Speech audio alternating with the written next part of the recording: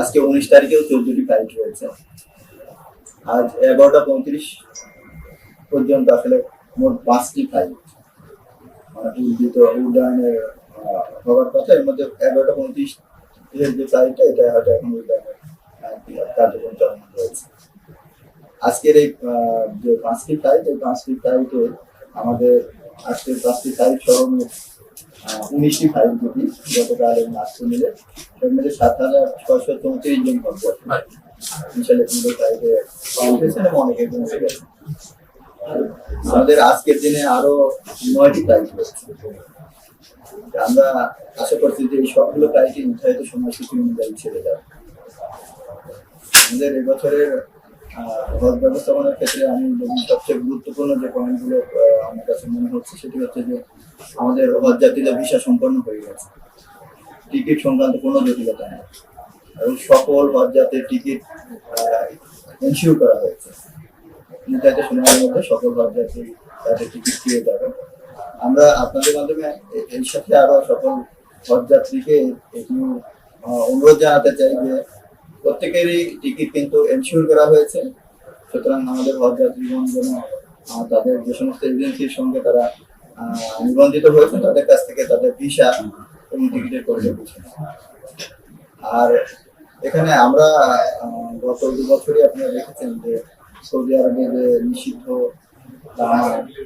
গুল জর্দা এগুলো নিয়ে 2টি ইনসিডেন্ট হয়েছে, গত 2 বছরে হয়েছে। যে আমরা এবছরে আসলে সেই জায়গা থেকে আমরা একটি কিন্তু গুরুত্বপূর্ণ পদক্ষেপ নিয়েছি যাতে করে কেউ তামাক জর্দা বা গুল না নিয়ে যান, সেজন্য কিন্তু ব্যাপক প্রচারণা চালানো হয়েছে। তাদেরকে প্রশিক্ষণ দেয়, প্রশিক্ষণের সময় আমরা জানিয়েছি।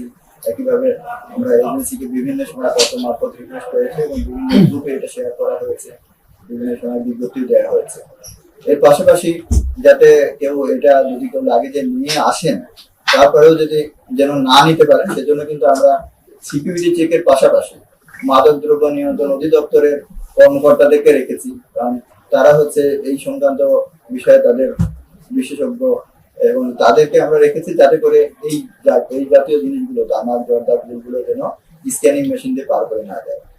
ইতিমধ্যে আমরা একটি ছোট আকারের একটা মানে কিন্তু কিছু তামাক আমরা ইতিমধ্যে জব্দ করেছি। 2 কার্টন সিগারেট সহ 2টি জর্দা প্যাকেট একটা লাইনে দিয়েছিলাম। আমরা সেটি মধ্যেই জব্দ করেছি এবং সেটি আমরা আইনগতভাবে ডিসকাস করছি। আমাদের উদ্দেশ্য হচ্ছে যাতে হজ ব্যবস্থাপনাটা হজ যাত্রী বান্ধব হয়, দেশের সুনাম যাতে নষ্ট না হয় সেই বিষয়গুলোকে সামনে রেখে আমরা হজ ব্যবস্থাপনার দিকে এগিয়ে যাচ্ছি। হজ যাত্রীদের সেবা এবং সন্তুষ্টিটা আমাদের মূল লক্ষ্য এবং সেই জায়গা থেকেই কিন্তু আমরা আসলে চেষ্টা করছি যে প্রতিনিয়ত যাতে হজ যাত্রীদেরকে মানসম্পন্ন খাবার দেওয়াটাও আসলে আমরা অঙ্গীকারবদ্ধ এবং সেজন্যই আমরা আসলে আমরা পর্যটন কর্পোরেশনকে আমরা এখানে নিয়ে এসেছি যে তাদের একটা সুনাম রয়েছে।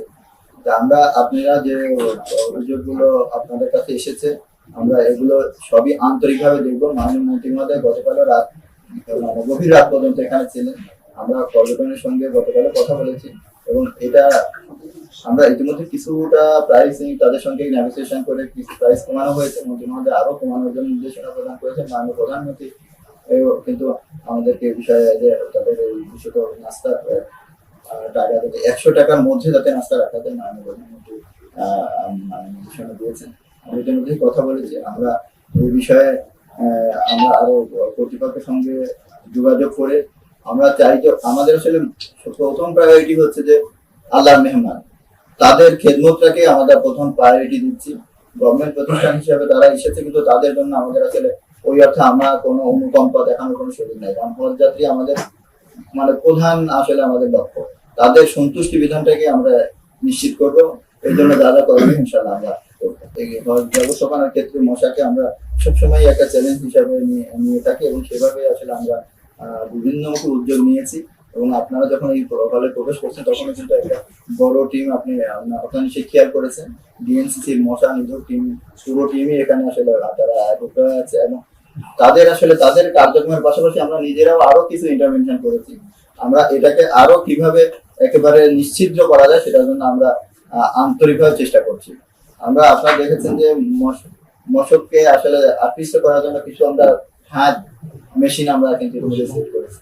এর পাশাপাশি আমরা সিটি কর্পোরেশনের যে উদ্যোগ রয়েছে, লার্ভিসাইড প্রয়োগ সহ অন্যান্য যে গুলো রয়েছে, ফগিং সহ সবকিছু কিন্তু আছে। আমরা কিছু ধূপও প্রয়োগ করছি। এর পাশাপাশি আমরা ডরমিটরি গুলোতে আমরা কিন্তু লিকুইড টয়লেট ব্যবস্থা করেছি, বা বদ্ধ জায়গাগুলোতে আসলে আমরা মানে অপেক্ষিত ভালো ফলাফল পাচ্ছি। আজকে একটা বিশেষজ্ঞ টিমও এসেছে। আমরা আরো কিভাবে আসলে কাজ করলে মশাটা থেকে সম্পূর্ণরূপে আমাদের হজযাত্রীদেরকে নিরাপদ রাখা যায় সেটা আমরা আসলে চেষ্টা করছি। আপনাদের সার্বিক সহযোগিতা আমরা এটা আপনাদেরকে আশ্বস্ত করতে চাই যে ইনশাআল্লাহ আমরা এই বিষয়ে শতভাগ আন্তরিকতা দিয়ে এটা সমাধান করব।